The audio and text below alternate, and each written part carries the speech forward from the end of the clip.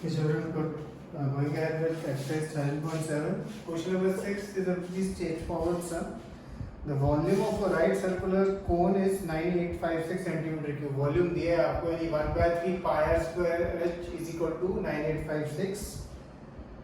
If the diameter of the base is 28 यानी radius आपको दिया हुआ है 14 आप ले सकते हैं. Height of the cone easy सब कुछ यहाँ सब्स्टिट्यूट करके बस हाइट नहीं है. 3 सामने ऊपर जाएगा ये पाई 22/7 है तो 7 ऊपर और 22 नीचे. ओके इसमें जो एक कई बच्चे क्या करते हैं सब कुछ मल्टीप्लाई कर देते हैं बट इजी मेथड होता है कि आप कटिंग करो. जैसे 3 आया और ये 22/7 है तो 7 एक ऊपर आएगा और 22 नीचे आएगा और रेडियस 14 तो ये 2 14 है. ठीक है don't multiply everything. If you multiply everything ना you complicate the sum. Start doing the cutting. Whenever you are doing cutting, it will be much faster. You will see. Okay. So first question is of course height of the cone. Height आपको मिल जाएगी. Then slant height cone है तो आपको मालूम है ये relation है r square plus h square is equal to l square. तो आप slant height भी निकाल सकते हैं. लास्ट है curve surface area of the cone. वो आपको याद है जहाँ पे टेंट वाले सम्स में हम निकालते थे कर्व सरफेस एरिया तो उसका फॉर्मूला भी आपको मालूम है pi R L. This is question number 6. अब क्वेश्चन नंबर 7 और 8 करेंगे वो सॉर्ट ऑफ रिलेटेड है. सबसे पहले question number 7. A right circular triangle ABC with sides 5, 12 and 13 is revolved about the side 12 centimeter. Find the volume of the solid so obtained. एक triangle ABC है revolved about the side 12 centimeter. ऐसे revolve किया उसको तो जब हम इसे revolve करेंगे इसको तो इट विल फॉर्म अ कोन और उस कोन की हाइट क्या होगी 12 और रेडियस अगर आप देखें नीचे का होगा 5.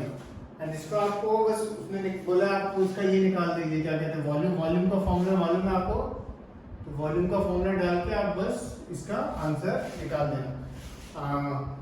इसमें जब पीछे आप आंसर देखेंगे तो शायद जो क्वेश्चन 7 का आंसर ऐसे लिखा होगा से 50 पाई. ठीक है उसने पाई की वैल्यू सब्स्टिट्यूट नहीं करी है बट आप कर देना सब्स्टिट्यूट. आप सब्स्टिट्यूट कर देना क्योंकि इसमें क्वेश्चन 7 में एज अगर स्टैंड अलोन सम आता है तो हमें पाई की वैल्यू सब्स्टिट्यूट करनी होगी.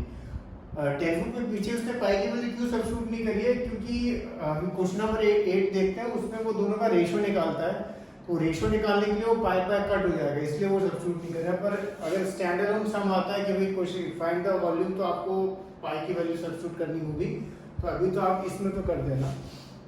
फिर क्वेश्चन नंबर 8 है if the triangle ABC in question 7 is revolved about the side 5. अब 5 सेंटीमीटर वाली जो साइड है उस पे रिवॉल्व किया है. जब इस पे रिवॉल्व किया है तो हाइट ऑब्वियसली अब 5 हो जाएगी. अगेन ये बनेगा तो कौन ही कौन का जिसका रेडियस अब क्या है 12. ठीक है then find the volume of the solid. Again इसका वॉल्यूम निकाल लेना जो भी वॉल्यूम आता है. ठीक है इसके बाद इसने लिखा है find also the ratio of the volume of the two solids obtained in question 7 and 8. और अब क्वेश्चन 7 और 8 में दोनों की जो वॉल्यूम लिखी है दोनों का आपको उसने बोला है रेशियो निकाल देना है. तो रेशियो जैसे जब भी हम निकालेंगे ऑब्वियसली 1/3 बाय 1/3 बाय सीधा कट हो जाता है. देन रेडियस की वैल्यूज आप सब्स्टिट्यूट कर सकते हैं और हाइट की तो आपको रेशियो मिल जाएगा.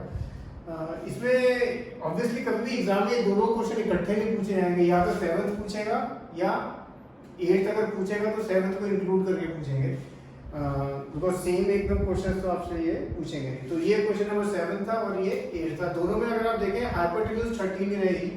वो 13 इसलिए रही क्योंकि 12 का स्क्वायर प्लस 5 का स्क्वायर 13 होता है और ये राइट एंगल ट्रायंगल है. ये भी 5 का स्क्वायर प्लस 10 का स्क्वायर ये 13 होता है.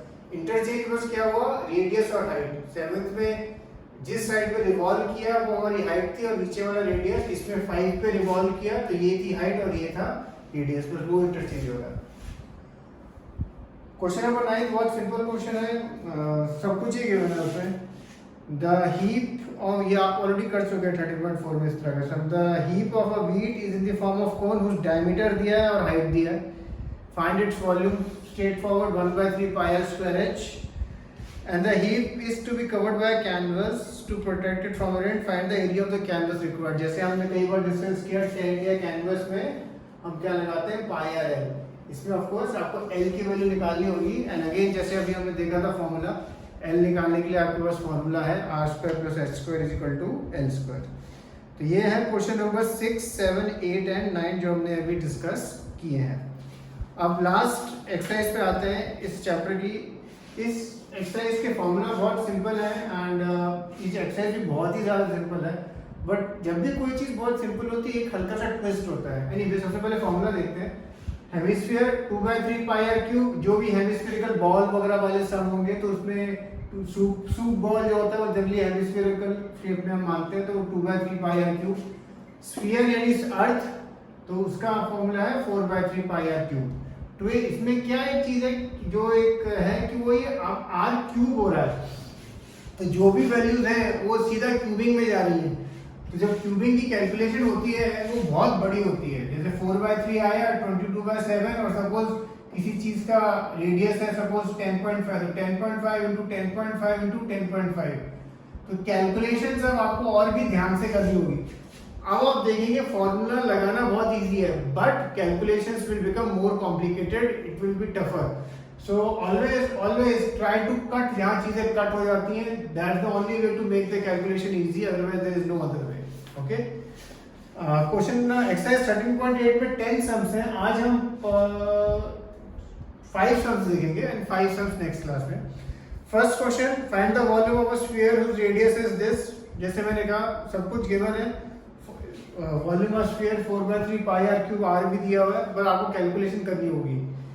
Question number 2, find the amount of water displaced by solid और स्फेरिकल डायमीटर 28 and 0.01। तो ध्यान रखना है इसमें दोनों को आधा करना, वो जो डायमीटर दिया है, कई बार बच्चे यही मिस्टेक करते हैं, डायमीटर को ही रेडियस ले लेते हैं, सो डोंट डू दैट।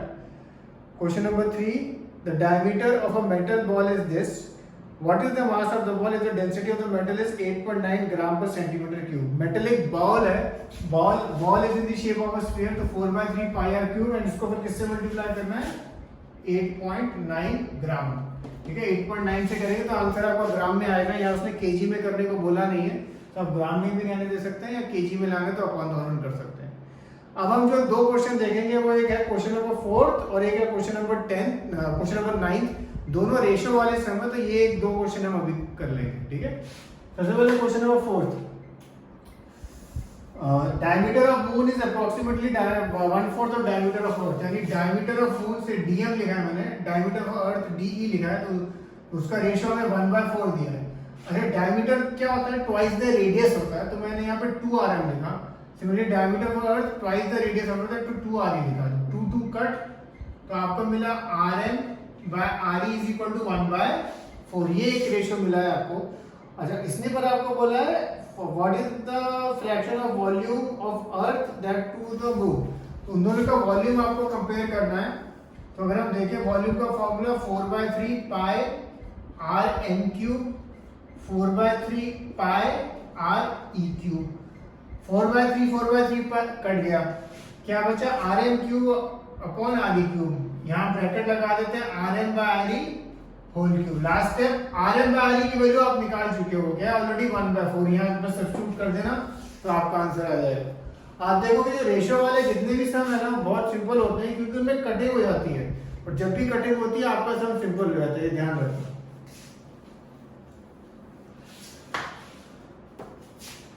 फिर एक question number 9, 27 solid iron spheres of radius r and surface area s are melted to form a sphere of surface area s dash। Suppose small sphere है, उसका surface area s बोलते हैं और radius r बोलते हैं, and big sphere का surface area s dash and radius r dash बोलते हैं, और ये 27 मिला के एक बड़ा बनता है। ठीक है, 27 स्फीयर्स मिला के एक बड़ा बनता है, एक बड़े की वॉल्यूम होती है। तो अगर हम देखें volume of big sphere, volume of sphere का formula 4/3 pi r dash cube is equal to, अभी कितने मिला है 27, तो 27 into volume of small sphere वही 4/3 पाई r क्यूब। अब अगर हम देखें 4/3 पाई स्ट्रेट अवे कट हो गया, तो आपको मिलता है r dash cube is equal to 27 r cube। First part में बोला है find the radius r dash of the new sphere, तो ये इन टर्म्स ऑफ r ही मिलेगा इसका आंसर। अब ऑब्वियसली इसका हम क्या लेंगे, cube root, not square root, cube root. जब क्यूब रूट लेंगे तो 3 के पेयर बनते हैं, ध्यान रखना, जब क्यूब रूट लेंगे तो 3 के पेयर बनते हैं। तो अगर आप यहाँ देखो 27 r क्यूब क्या होता है, 3r और 3r, तो क्या बाहर निकलेगा 1 3r, therefore r dash is equal to 3r। ये आपका फर्स्ट स्टेप हुआ कि radius r dash of the new sphere, ठीक है, it will come in terms of r only. Second है ratio of surface area of s and s dash. तो जैसे मैंने बताया था जब भी रेशियो निकालना हो तो बहुत इजी होता है। जैसे आप देखेंगे ratio 4 pi r square upon 4 pi r dash square, surface area of the sphere जो आपने पढ़ा था। अब r डैश की जगह आप क्या लिख सकते हैं, 4 पाई तो कट हो गया, एंड r डैश की जगह आप क्या लिख सकते हैं 3r, और 3r का जब आप स्क्वायर करेंगे तो आपको ये आंसर मिल जाएगा। ओके, वैसे आप लोग बाकी क्वेश्चन भी हो जाएंगे, बट अभी मैंने 5 ही डिस्कस किए हैं, then other sums we will do in the next class, okay, otherwise there will be too much homework for you। Cheers।